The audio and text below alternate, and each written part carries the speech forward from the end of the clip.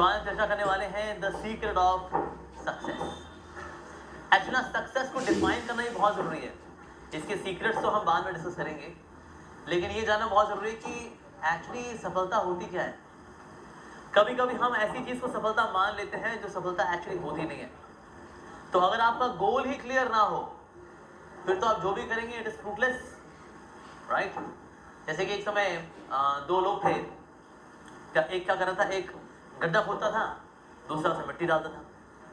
पहला वाला फिर मिट्टी हटाता था, दूसरा वाला मिट्टी से उसको भरता था। तो इस तरह से लोग लगे हुए थे। तो तभी ना वहां पर एक आदमी आया, उसने कहा भाई आप लोगों को टाइम पास करने का और कोई तरीका नहीं मिला? एक फावड़े से अपना मिट्टी हटाता है, दूसरा फावड़े से वो मिट्टी डाल देता हूँ। उसने कहा जी नहीं जी नहीं, हमारी 3 लोगों की टीम है। पहले वाले का काम है मिट्टी खोदना, दूसरे वाले का काम है उसमें बीज डालना, तीसरे वाले का काम है मिट्टी डालना। अब दूसरा वाला आया नहीं, हमने सोचा हम तो अपना काम करें। तो अगर आपने बीज ही नहीं डाला तो सारा काम क्या हो गया? इट्स यूजलेस एफर्ट, किसी काम का नहीं हो, फ्रूटलेस हार्ड लेबर। तो कभी कभी लोग दुनिया में ऐसे ही काम कर रहे होते हैं। तो हम जो मेहनत कर रहे हैं, लेकिन किसके लिए यही नहीं पता होता। अगर गोल ही क्लियर ना हो तो आप जो कुछ भी करेंगे इट इज ऑल फेलियर।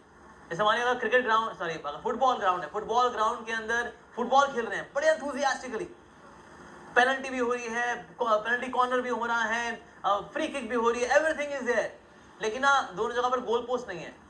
तो ये मैच मीनिंगफुल मैच है या मीनिंगलेस मैच है? मीनिंगलेस मैच है। अगर ट्रेन में कोई चढ़े और कोई से पूछे भाई साहब ट्रेन में चढ़े, आप ट्रेन में क्यों चढ़े? और व्यक्ति बोले जी सब चढ़े, अच्छा तो आप जाएंगे कहाँ पर? यहाँ सब जाएंगे, हम भी जाएंगे। बहुत बढ़िया जी, क्या बात है। ऐसे हमसे पूछे आप क्यों जी रहे हो? सब जी रहे हैं, हम भी जी रहे हैं। चल लाइफ में आपको करना क्या है? आप सब करेंगे, हम भी कर लेंगे। तो ट्रेन वाले आदमी को अगर आप पागल बोलेंगे तो इस आदमी को क्या बोलेंगे? पागल। दुनिया में 99.99% लोग पागल ही हैं, लेकिन पागलों की खास बात होती है पागल खुद को पागल नहीं मानता। हम कहा के पागल, तुम पागल, तुम्हारा खानदान पागल, हम कैसे पागल? पागल आदमी कभी खुद को पागल नहीं मानता। लेकिन दुनिया में अगर आप पूछें रैंडमली, आपको रोड पे बंदा चल रहा है, एनीवन, किसी से भी पूछ के देखें आप, सर आप क्यों जी रहे हैं?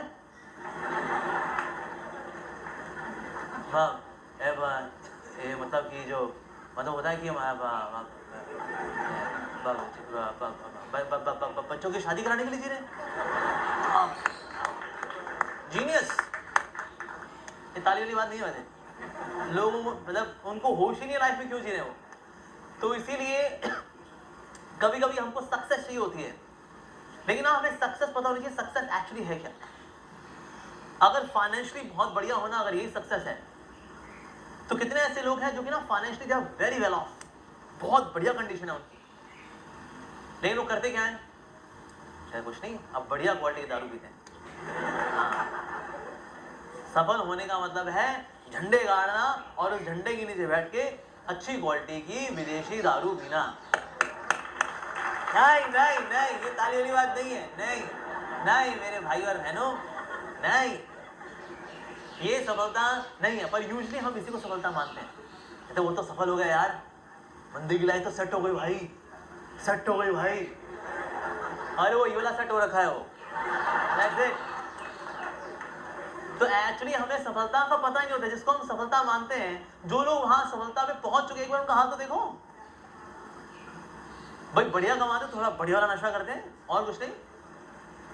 अब बताओ दुनिया में सबसे ज्यादा सीधी लाइन कौन बनाता है? सबसे सीधी लाइन चरसी। पाउडर होता है ना, पाउडर की लाइन एकदम सेट करता है।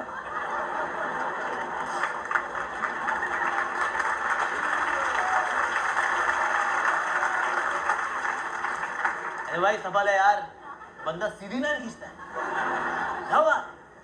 पर क्या है सफलता है? तो हमें खुद को पता नहीं होता। सो दैट इज कहीं ना कहीं हमें सफलता की डेफिनेशन को क्लियर करना है। एक्चुअली सफलता का मतलब पता क्या है? अगर आप जीवन में हृदय से खुश हैं, वो सफलता है।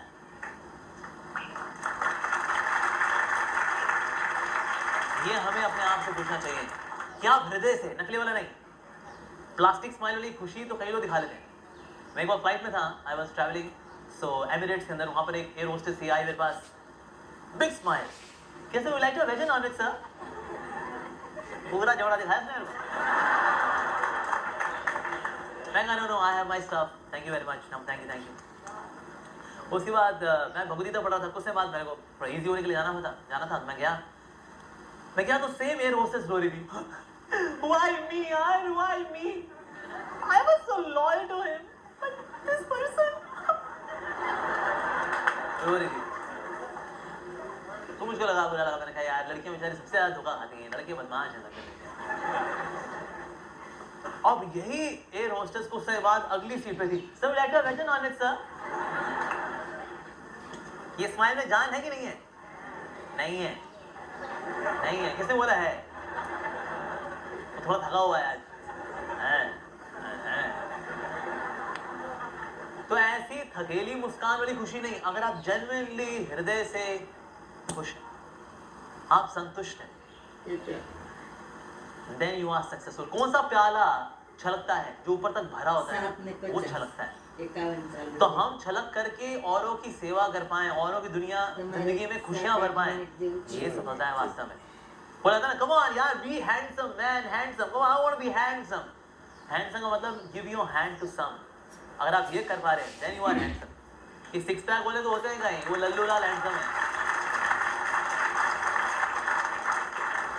असली हैंडसम वो है who can give his hand to some. क्या मैं आपकी कोई सेवा कर सकता हूँ?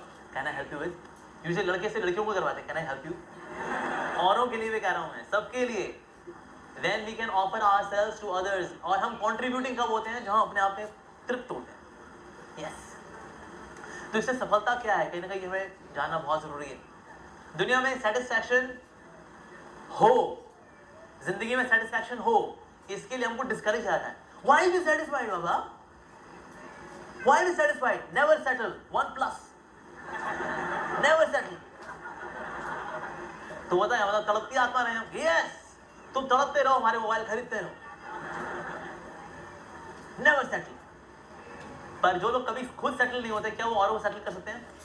नहीं। तो कहीं ना कहीं जो खुशी की जो अनुपस्थिति है, खुशी के बारे में ज्ञान ना होना, उसकी वजह से हमारे पास ये रॉन्ग डेफिनेशंस आती हैं।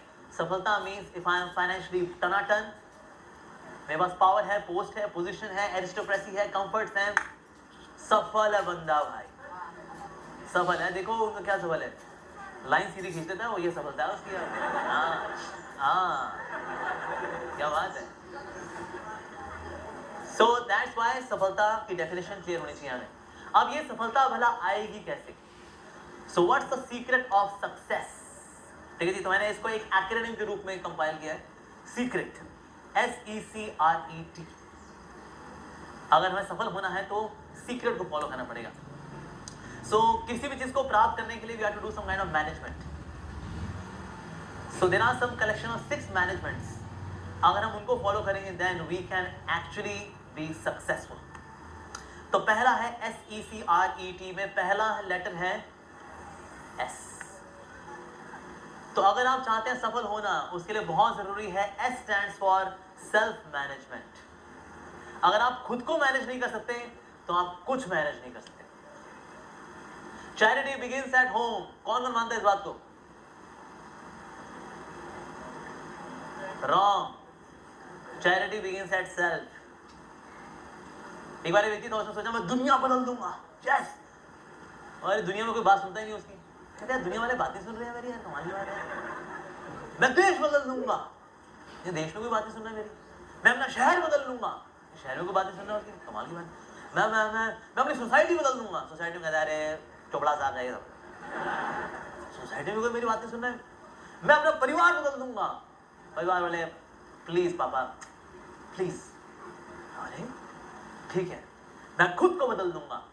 जब उसने खुद को बदला तो उसको देख करके उसका परिवार बदला, उसका परिवार बदला, उसको देख करके सोसाइटी बदली, सोसाइटी बदली तो धीरे धीरे शहर बदला, शहर बदला तो देश बदला, देश बदला तो दुनिया बदली। लेकिन दुनिया बदलती कैसे है? पहले खुद को बदल के। उसी प्रकार से अगर हम मैनेज करना चाहते हैं अपनी लाइफ को, सक्सेस को, तो सबसे पहले मैनेज किसको करना पड़ेगा? सेल्फ को। यस। इसके बाद में जितने भी आपको सीक्रेट्स बताने वाला हूँ SECRET में, सेल्फ मैनेजमेंट तो सभी का हिस्सा है, सभी का हिस्सा है। इसके बिना हम कुछ नहीं कर सकते। First we are to manage our own selves.